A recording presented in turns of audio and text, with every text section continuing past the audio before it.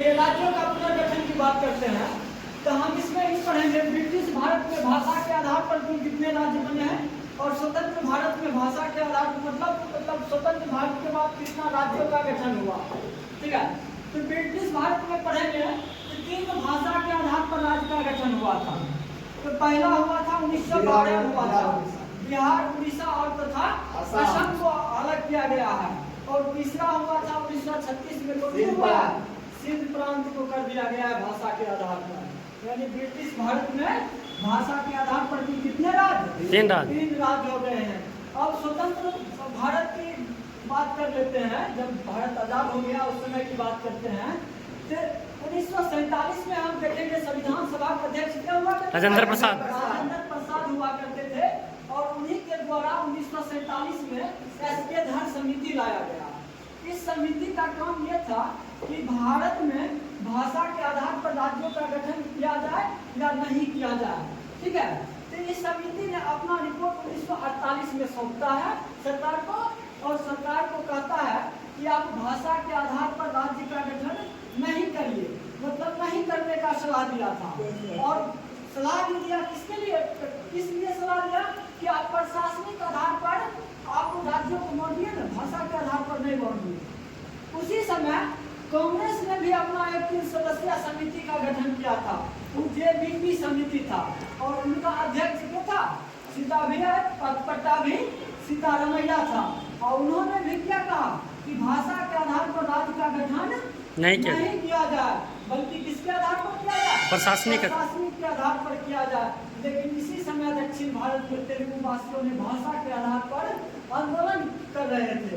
उसी में नेता थे भाषा के आधार पर बड़ा फेमस नेता थे श्री रामालू कोटी या श्री पट्टू रामालू। ठीक है, कहा जाता है कि आमरण अनशन पे थे कि नहीं भाषा के आधार पर हमको अलग दर्जा दिया जाए। और इसी समय उनकी हुआ 56 दिन के आमरण अनशन के बाद उनकी मृत्यु हो गई जाती है 1952 में। और उस समय अपना देश के प्रधानमंत्री हुआ करते थे जवाहरलाल नेहरू होते हैं। तत्काल परिस्थिति को देखते हुए उन्होंने स्वतंत्र भाषा के आधार पर पहला राज्य गठन करने की घोषणा कर देते हैं, जो कि कौन हुआ है? आंध्र प्रदेश हुआ है। ठीक है, भाषा के आधार पर स्वतंत्र भारत का पहला राज्य जो है आंध्र प्रदेश का गठन किया गया था। और इसी बात मुद्दा यह उठा जब इन्होंने कह दिया कि भाषा के आधार पर आंध्र प्रदेश होगा, तो भारत के अन्य जगह पर भी भाषा के आधार पर क्या हो गए थे? आंदोलन स्टार्ट हो गए थे। इसीलिए उस समय एक और समिति का गठन किया गया था। उस समिति का नाम था फजल अली आयोग। कब किया गया था? 1953 में गठित किया गया था। और उनके 2 सहयोगी सदस्य थे, हृदयनाथ कुंजरू और के.आर. पानीकर थे। इन्होंने अपना रिपोर्ट 1955 में दिया था और कहा था उस समय जो भारत में 4 प्रकार के जो विभाजित राज्य हैं उनको खत्म करके 16 राज्य और 3 केंद्र शासित प्रदेश बनाया जाए। ठीक है, लेकिन भारत सरकार ने 14 राज्य और 6 केंद्र शासित प्रदेश बनाने की घोषणा किए थे। ठीक है, और पहला जब हुआ था उसके बाद राज्यों का जब गठन हुआ, मुंबई से अलग किया गया था गुजरात को। 15वां हुआ था 1960 में स्थापना होता है गुजरात का। और असम से पहली बार अलग होता है नागालैंड 1963 में। नागालैंड का अलग होता है 1963 में होता है। उसके बाद कहा जाता है हरियाणा का गठन होता है का 1966 में होता है हरियाणा का गठन। और उसके बाद 1971 में होता है हिमाचल प्रदेश का गठन होता है। और उसके बाद कहा जाता है कि फिर से असम को विभाजित किया जाता है 3 राज्यों में, एक मणिपुर, त्रिपुरा और मेघालय 1972 में गठित किया जाता है। उसके बाद 1975 में पूर्वोत्तर होता है सिक्किम, जिसको स्टेट मतलब सहयोगी राज्य का दर्जा दिया गया था। उस पर चोलियाल वंश का शासक वंश चला करता था।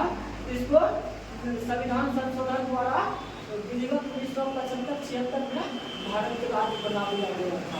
फिर से 1987 में क्या हुआ? असम को फिर से विभाजित किया गया 1987 में। उससे अरुणाचल प्रदेश बना, मिजोरम बना। और 1987 में केंद्र शासित प्रदेश हुआ था, उसको राज्य का दर्जा दिया गया है। कब? 1987 में। फिर बंटवारा हुआ है 2000 में। 2000 हुआ था मध्य प्रदेश से छत्तीसगढ़ अलग हुआ था, उत्तर प्रदेश और बिहार से से झारखंड अलग हुआ था। और जो वर्तमान स्थिति है 2014 में हैदराबाद से तेलंगाना हैदराबाद से कहते हैं तेलंगाना का राज्य बना है।